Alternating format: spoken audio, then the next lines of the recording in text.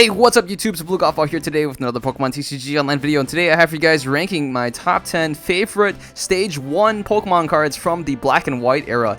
Coming in at number 10, we have Krusell, the 100 HP Fighting-type Pokemon from Bonji's Cross. It's got the ability Sturdy and Stone Edge, and so I have this guy. There's plenty of other Stage 2 Pokemon that deserves to be on the list, but Krusell makes it at top 10 because of the ability Sturdy and just because it's just a fun fan-favorite card, and this Pokemon has full HP. If you knock it out from an attack, it's not knocked out, it's giving you HP, it's 10 instead. And there's a item card, a tool card called Focus Dash that does the same ability. So Krusell here, a fun card to play and a fun card to use, definitely deserves a spot here at number 10. Coming in at number 9, we have Electrode, the 90 HP Lightning Pokemon, and some of you guys might be thinking this card should deserve a higher rank on this list, but I thought that, you know, for its playability, it's really only used for electric decks, but I mean, you know, honestly, it's actually very playable. It could be really used in a lot of different places, but I think I put it at number 9 because there's certain cards that I'd like to put ahead of it, but you know, Dino Motor and being in from Noble's Victories, missing the rotation in the 2013-2014 season was kind of one of those things that made it not as great. But once during your turn, before your attack, you may attach a lightning energy card from your discard pile to one of your bench. Dino Motor, being able to energy accelerate that way, was actually really good and very flexible, especially if you have something like Keldeo EX to rush and retreat, switch your active Pokemon, and charge them right back up. So Electric here, I think it's you know, definitely deserving a spot here on the top 10 list, and I do like the card as well. So coming here at number 8, we have Drifblim, the 100 HP Psychic type Pokemon from Dragons Exalted, but was reprinted as a promo, and it was able to be used for the 2014-2015 season, I believe. And so it's got the attack Shadow Steel here, does 50 damage times the number of special energy cards in your opponent's discard pile.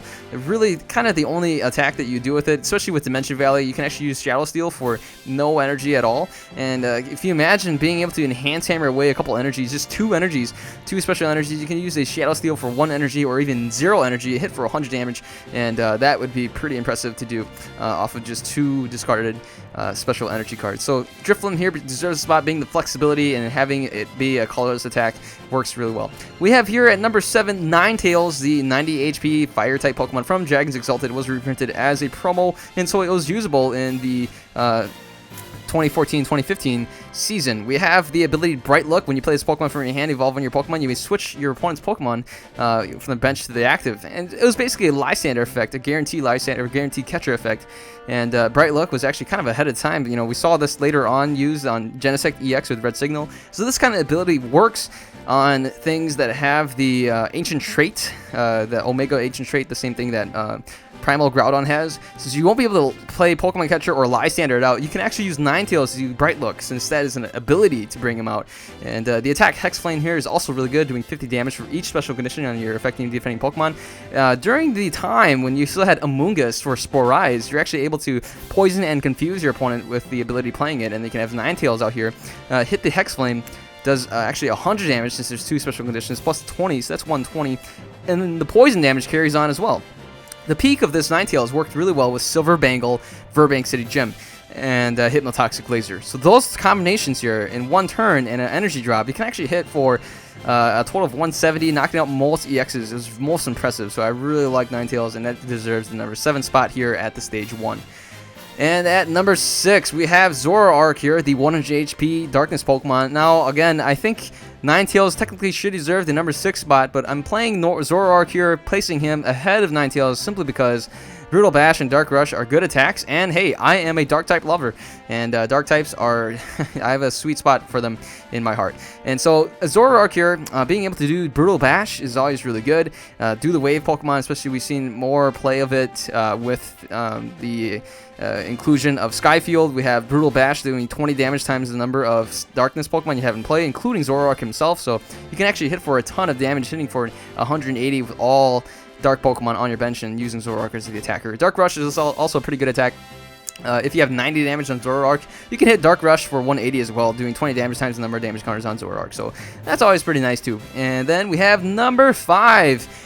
Executor, the 100 HP Grass-type Pokemon's got the attack Blockade, doing 10 damage We don't really care about Stomp, but you could probably use it. It's got True Retreat, Weak to Fire, and Water Resistance. So water resistance is kind of nice. It was printed in Plasma Freeze, and I'm glad we didn't see a reprint of it. But when we saw Execute as a reprint later on in Plasma Blast. But Blockade here, your opponent can't play any supporter cards from his or her hand during her next turn, or his or her next turn. So the thing is, we actually saw minimal play with it immediately, and once it came out. But then after a while later, we saw a lot of folks were able to take advantage of Blockade, and it became a pretty deadly, devastating attack, preventing people from playing supporter cards. And so that ranks here at number 5. Coming in at number 4, we have Excelgor, the 90 HP grass type Pokemon. It's got the attack Hammer In and Deck and Cover.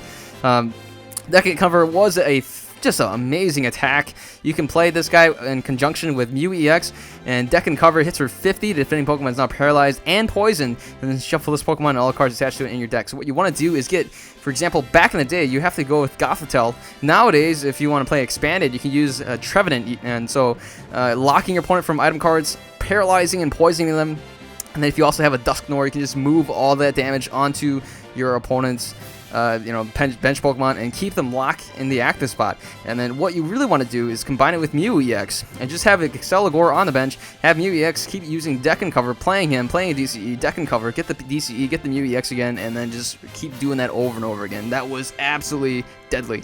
And Excelgor here is at number 4. Coming in at number 3, we have Donphan, the 130 HP fighting type Pokemon with the attack Spinning Turn. It's got 4 Retreat, which is insane. It does have lightning resistance, which is pretty nice, but it's water weak. It was originally printed in Plasma Storm. The Spinning Turn technique, this attack was not that great at first, but as soon as Furious Fist came out, my goodness, this card got a lot of boost. So much support for this card actually in fighting Pokemon in general. With Muscle Band, Strong Energy, Fighting Stadium, this Spinning Turn for just one energy. That Strong Energy, just, oh my goodness, is devastating, right? You can potentially hit it for 60 damage in turn 2 once you evolve Donphan. That is incredible.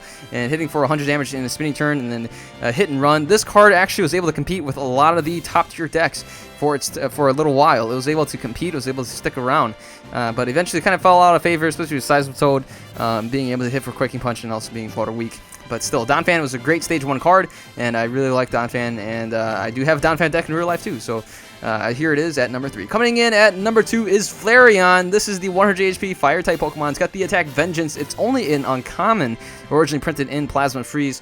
It does have True Retreat, is of course water weak, but Vengeance was such a great attack. You can combine this with Night Marchers, of course. You can combine it with just about anything that has a lot of Pokemon. As long as you got, like, I don't know, 15 Pokemon in your discard pile, you can hit Vengeance for 170. Or if you have 13 Pokemon, you can get Vengeance for 170 with a Muscle Band or 180 with a Silver Bangle. And this Flareon definitely was, yeah, it was pretty powerful and pretty feared at one point, and very deserving a number 2 spot. Again, I do have this deck in real life as well, and I really enjoyed playing it. It was a fun deck to play while it lasted, and of course we may still see it during the expanded formats.